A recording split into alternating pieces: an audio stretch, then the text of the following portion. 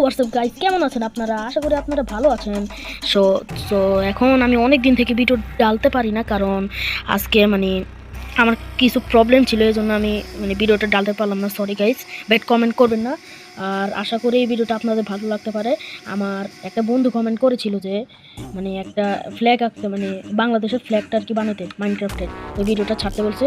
তো এখন আমি এতদিন থেকে ভিডিও ডালতে পারি নাই দেখে কেউ ব্যাড কমেন্ট করবেন না।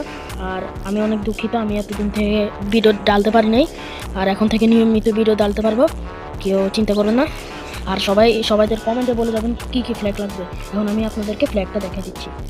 সো দেখা দিচ্ছি আপনাদের ফ্ল্যাগটা। এই যে বাংলাদেশের ফ্ল্যাগটা আঁকতে বলছে। আর এই বাংলাদেশের ফ্ল্যাগটা কীরকম লেগেছে আপনাদের কাছে কমেন্টে বলবেন।